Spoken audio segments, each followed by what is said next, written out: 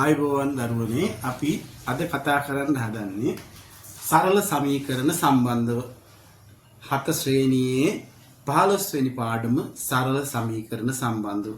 එතකොට සරල සමීකරණ පාඩමේ අපි ඉගෙන ගන්නවා කොහොමද සරල සමීකරණයක් ගොඩනගන්නේ. ඒ වගේම සරල සමීකරණ විසඳන ආකාර කීපයක් සම්බන්ධව අපි කතා කරනවා. මොකද්ද මේ සරල සමීකරණයක් කියන්නේ කියන එක අපි මුලින් ඉගෙන ගන්න ඕන. එතකොට පුතේ මෙතන නොදන්නා පද එකක් භාවිතා කරලා යොදාගෙන සිද්ධ කරන සමීකරණ තමයි අපි මෙතනදී සරල සමීකරණ කියලා කතා කරන්නේ. එතකොට මේකේ නොදන්නා පද තියෙන්නේ එකයි.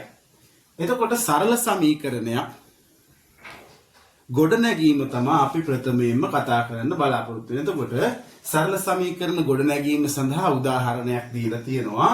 අඹ ගෙඩියක මිල රුපියල් x වේ. අඹ ගෙඩි දෙකක මිල රුපියල් 24ක් වේ. මෙම තොරතුරු VGA ප්‍රකාශනයකින් දක්වන්න. අඹ ගෙඩියක මිල x ලු. එහෙනම් අඹ ගෙඩියක මිල x ලු. අඹ ගෙඩි දෙකක මිල පුතේ එහෙනම් x දෙකෙන් ගුණ වෙන්න වෙනවා. ඒ කියන්නේ 2x. එතකොට අඹ ගෙඩි දෙකක මිල දීලා තියෙනවා 24යි. එහෙනම් 2x සමානයි 24යි. ඔන්න ඔය විදිහට සමීකරණයක් ගොඩනගන්න පුළුවන් අපිට. මේකෙදි අදහස වෙන්නේ පුතේ මේ 24ට මේ 2x සමාන වෙනවා. සමාන ලකුණෙන් දෙපස වම් පසයි දකුණු පසයි දෙක සමානයි කියන කාරණේ තමයි මේ සමාන ලකුණෙන් කියන්නේ. එතකොට සරල සමීකරණයක් තමයි මේ ගොඩනගලා තියෙන්නේ. ඊළඟට අපි තව උදාහරණයක් කතා කරනවා සරල සමීකරණ ගොඩනැගීම සම්බන්ධව. එතකොට දෙවෙනි ප්‍රශ්නයේ විදිහට මෙන්න මේ උදාහරණයක් දීලා තියෙනවා සරල සමීකරණයක් ගොඩනගන්න. උදාහරණය පොත් රාක්කයක පොත් 80ක් තිබේ. ඉන් පොත් n ප්‍රමාණයක් රැගෙන ගිය පසු ඉතිරි ගණන 37ක් වේ. එතකොට පුතේ පොත් තිබිලා තියෙනවා රාක්කේ 80ක්. ඒකෙන් අපි දන්නේ නැහැ n ප්‍රමාණයක් රැගෙන ගිහිල්ලා. මෙන්න මෙහෙම 80ක් තිබ්බ තැනින් n ප්‍රමාණයක් ගෙනිච්චාම අර තිබ්බ ගොඩෙන් n ප්‍රමාණයක් අඩු වෙනවා. අඩු කිරීම n. දැන් ඒ n ප්‍රමාණය ගෙනිච්චට පස්සේ පුතේ ඉතුරු වෙලා තියෙන ප්‍රමාණය වෙන්නේ 37යි. එහෙනම් 80න් n අඩු වුණාට පස්සේ 37යි එන්නේ. ඔන්න ගොඩ නැගුවා සරල සමීකරණය. මෙන්න මේ විදිහට තමයි පුතේ ඒකේ අදහස අරගෙන සමීකරණ ගොඩනගන්නේ. අපි ඊළඟට කතා කරන්න හදන්නේ සරල සමීකරණ විසඳන ක්‍රම දෙකක් සම්බන්ධව. ඊළඟට අපි සරල සමීකරණ විසඳන පළවෙනි ක්‍රමයේ විදිහට යොදා ගන්නවා පුතේ VGA ක්‍රමයෙන් සරල සමීකරණ විසඳන්න. මේ සමීකරණයක් කියන එක මම ඉස්සෙල්ලා කිව්වා පුතේ වම් පසට දකුණු පස සමාන වෙනවා කියලා. ඒතකොට හරියට මේ තරාදියක් වගේ තමයි. මේ තරාදිය තුලණය වෙලා නැත්නම් තරාදිය බැලන්ස් වෙලා තියෙන්නේ මේ දෙපැත්ත. එතකොට දැන් මේ පැත්තට යමක් එකතු කරොත් එහෙම මේ පැත්තේ තියෙන සමතුලිත බව නැතුව යනවා. තුලිත බව නැතුව යනවා. එතකොට එක්කෝ උඩ යනවා එක්කෝ මෙතනින් පැත්තෙන් අඩු කරොත් එහෙම මේ පැත්ත පහත යනවා. එතකොට ඒ වගේ දෙපැත්ත සමබර වෙන්න නම් මේ දෙපැත්තෙම සමාන වෙන්න ඕනේ. එහෙනම් මේ සමාන ලකුණෙන් දෙපැත්ත සමානයි කියලා තමයි තියෙන්නේ පුතේ. එතකොට මේවා විසඳනකොට සරල සමීකරණ විසඳනකොටත් මේ දෙපැත්තටම කරන දේවල් එකම විදියට කරන්න ඕනේ. කියන්නේ මේ පැත්තට යමක් එකතු කරොත් දැන් අපි හිතමුකෝ x එකතු කිරීම 5 සමානයි 7 කියලා තියෙනවා. දැන් මේ තමයි අපි දාගමුකෝ මෙතන x එකතු කිරීම 5 මේ පැත්තේ 7. ඔන්න ඔය විදියට මේ දෙපැත්ත සමානයි. දැන් මේ පැත්තට යමක් සිද්ධ කරනවා නම් ඒ දේම අනිත් පැත්තට සිද්ධ කරන්න ඕන. නැත්නම් අර සමබර බව නැති වෙලා යනවා. මේ සරල සමීකරණත් පුතේ සුළු කරනකොට අන්න ඒ විදිහටම තමයි. එතකොට අපි පුතේ මේ සරල සමීකරණ විසඳන්න කියලා තමයි දෙන්නේ. සමීකරණවල ප්‍රශ්නේ එන්නේ විසඳන්න. එතකොට විසඳනවා කියලා කියන්නේ මෙතන තියෙන නොදන්නා පදයට අගය ලබා ගන්නවා කියන එක. එතකොට නොදන්නා පද එකයි තියෙන්නේ x. x ට අගය ලබා ගන්න නම් x තනි වෙන්න ඕන. x තනි කර ගන්න නම් මෙන්න මේ එකතු කිරීම පහ නැත්නම් ධන පහ ඉවත් වෙන්න ඕන. පුතේ මේවා ඉවත් කරන්න ප්‍රතිවිරුද්ධ ලකුණ සහිතව පද දාන්නේ. කියන්නේ ධන පහක් ඉවත් කරන්න නම් අපි එතෙන්ට දානවා ඍණ පහ. හරිද?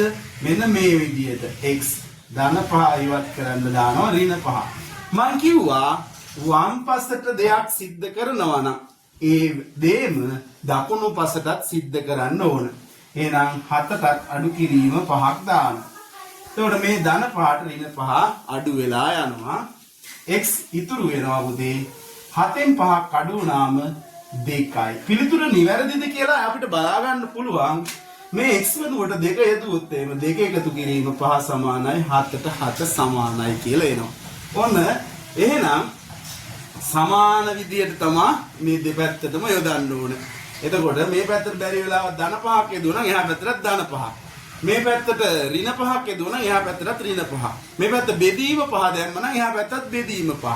මේ පැත්ත ಗುಣ කිරීම 5 දැම්ම නම් එහා පැත්තත් ಗುಣ කිරීම 5. ඔය විදිහට සමාන ආකාරයෙන් කරන්න ඕන සමාන ලකුණේ දෙපසම. එතකොට තමයි මේ ආකාරයට සමබර බව රැඳිලා තියෙන්නේ. එහෙනම් මේ විදිහට තමයි VGE ක්‍රමයෙන් විසඳන්නේ. අපි තව ගානක් බලමු. ගණන් දෙකක් අපි තියෙනවා හදන්න. මෙතන පළවෙනි ගාන ඉස්සෙල්ලා සුළු කරලා එමු. සරල සමීකරණේ විසඳලා එමු අපි. මේක පුතේ මේ x කියන පදය දෙකෙන් ගුණ වෙලා x වල සංගුණකය තමයි දෙක දැන්. දෙවරක් x වෙලා තියෙන. එතකොට දෙවරක් x 2x විදියට තියෙන. එහෙනම් වරක් නැත්තම් ගුණ වීමක් මෙතන තියෙන්නේ. එතකොට ඒකට එකතු කරලා තියෙන 3. ඒක සමානයිලු 11ට. එහෙනම් අපිට පුතේ දැන් මේක විසඳන්න කියපුවාම මේ x තනි කරගන්න සිද්ධ වෙනවා. අපිට එකපාර x තනි කරගන්න බෑ. අපි අනිත් පද ඉවත් කරලා තමයි x තනි කරගන්න ඕනේ. එතකොට අපිට පහසුවෙන් ඉවත් කරන්න පුළුවන් මේ ධන 3.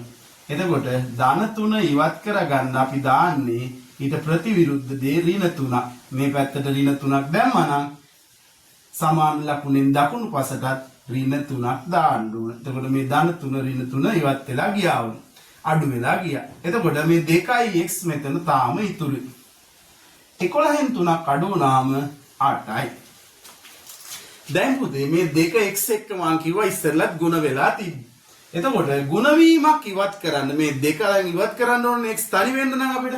එතකොට 2x එක්ක ಗುಣ වෙලා තියෙන එක 2 ඉවත් කරන්න නම් අපි මෙතන 2කින් බෙදනවා.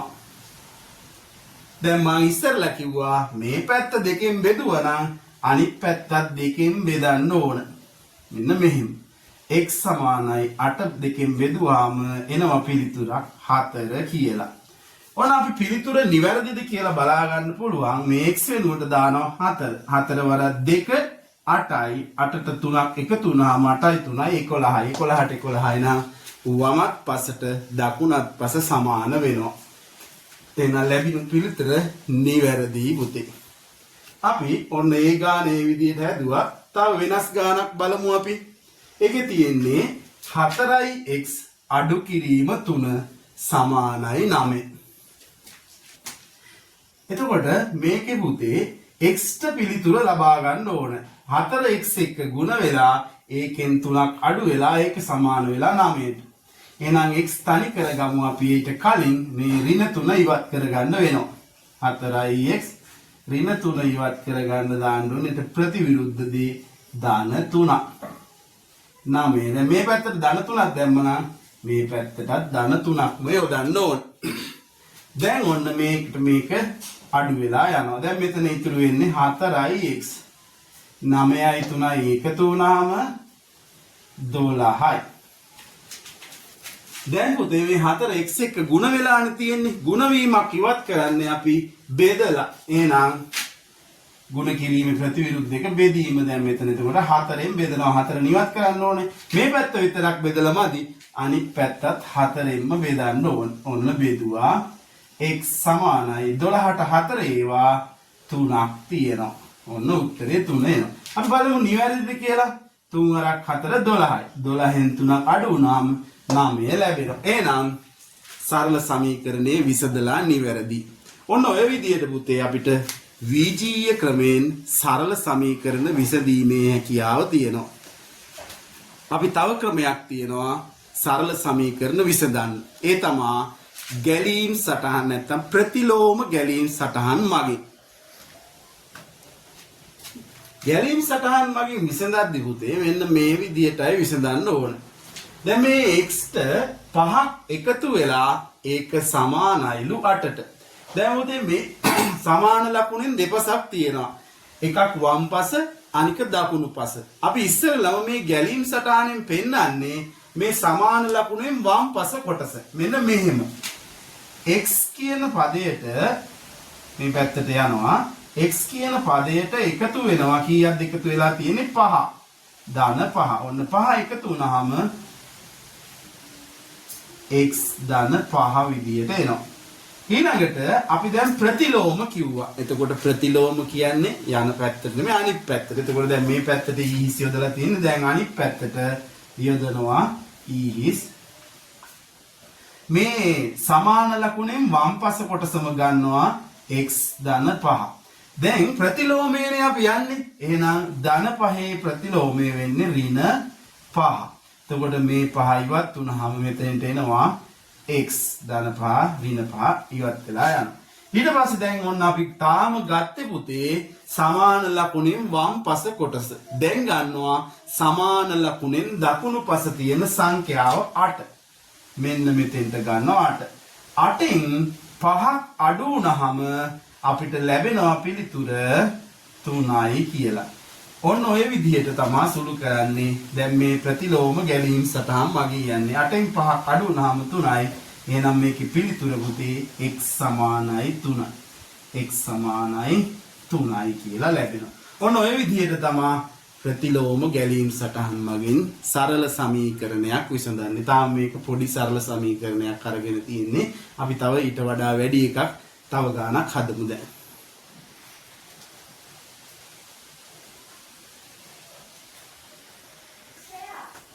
ප්‍රතිලෝම ගැලීම් සටහන නැත්නම් ගැලීම් සටහන් මගින් විසඳන්න අපි දෙවෙනි ගාන විදිහට යොදා ගන්නවා පුතේ 5x එකතු කිරීම 3 සමානයි 23 කියන සරල සමීකරණය.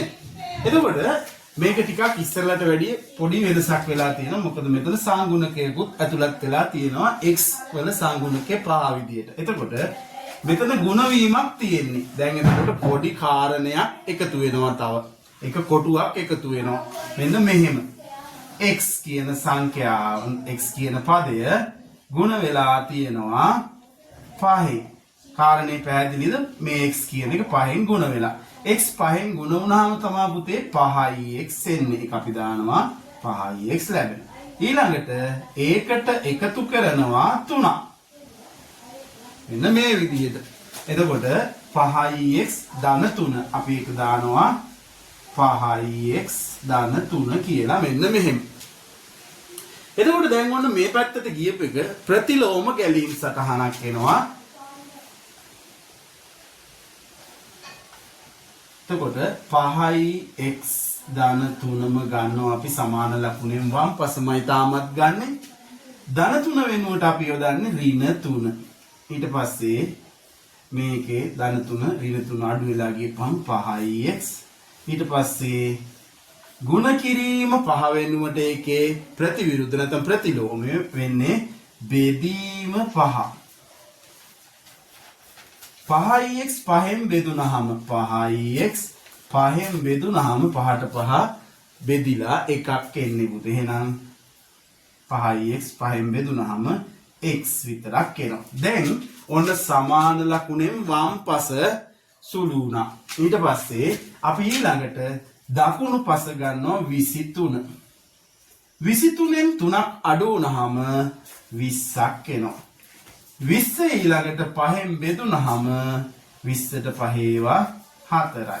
ඔන්න අපිට පිළිතුර ආවා පුතේ. මෙච්චරයි විසඳලා දෙන්නේ. දැන් ඔන්න අර හරි සරලයි. අපි ඉස්සෙල්ලා විසඳුවා වගේම තමයි ඒ ක්‍රමයට වඩා පොඩ්ඩක් වෙනස් තියෙන්නේ මේක. මොකද මේකේ ගැලීම් සටහන් අදිනවා. එතකොට 20 5න් බෙදුනහම 4යි. දැන් ඔන්න x සමානයි 4යි. x සමානයි 4යි. ඔන්න පිළිතුර. අපි තව ගානක් හදලා බලමු. මේකට වඩා පොඩ්ඩක් වෙනස් ගානක්. මෙන්න මේ විදිහට තමයි මේකේ පිළිතුර ලැබෙන්නේ ප්‍රතිලෝම ගැලීම් සටහන් මගින්. අපි තව ගානක් හදලා බලමු. 4y අඩු කිරීම 7 සමානයි 17යි. එතකොට දැන් ඔන්න අඩු කිරීමක් තියෙන ඉස්සෙල්ලා එකතු කිරීමක්නේ අපි හැදුවේ. මේ y 4ෙන් ගුණ වෙලා තියෙනවා. අපි දැන් ඔන්න හදමු. අර ඉස්සෙල්ලට වැඩි ටිකක් වේගෙන් හදමු. y ගුණ වෙලා 4. y 4ෙන් ගුණ වුණාම 4y ලැබෙනවා. 4y වලින් අඩු වෙලා පුතේ 7. 4y වලින් 7ක් අඩු වුණාම 4y අඩු කිරීම 7 විදියට ලැබෙනවා. ඔන්න දැන් ප්‍රතිලෝමය දානවා මේ පැත්තට. සමාන ලකුණෙන් වම් පසමයි තාම 4y අඩු කිරීම 7. ප්‍රතිලෝමය වෙන්නේ ඍණ 7 වෙනුවට ධන 7 දානවා. එතකොට මේ ධන 7යි ඍණ 7යි අඩු වෙලා ගිහිල්ලා 4y විතරක් එනවා. 4y එතන ගුණ කිරීම 4 වෙනුවට ඒ ප්‍රතිලෝමය බෙදීම 4 දානවා. 4y 4ෙන් බෙදුනට පස්සේ y නැත්තම් 1y කියන එක ඉතුරු වෙනවා. තාම පුතේ අපි යොදලා තියෙන්නේ සමාන ලකුණෙන් වම් පස. දැන් ගන්නවා සමාන ලකුණෙන් දකුණු පස. 17 17ට 7ක් එකතු වුණාම 24ක් ලැබෙනවා.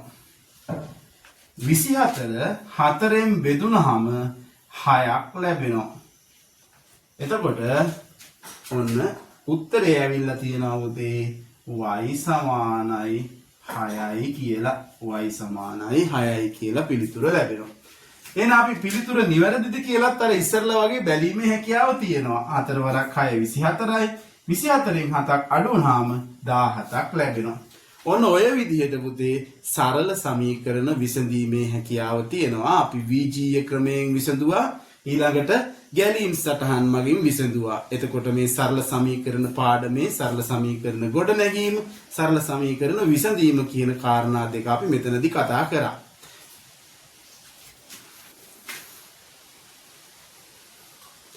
පිට අමතරව තව ගණන් කීපයක් ඔයාලා හදලා බලන්න ඕනේ සරල සමීකරණ විසඳීම කියලා. එතකොට පාසලේ අභ්‍යාස තියෙනවා මේ සම්බන්ධව දීලා. එතකොට මේ අභ්‍යාස සුළු කරලා බලපුවාම අපිට තවදුරටත් ඒ ගණන් හැදීමේ හැකියාව අපිට ලැබෙනවා. අපි මේවා අපිට හුරු කරගන්න නම් නැවත නැවත අභ්‍යාසවල යෙදෙන්න ඕනේ.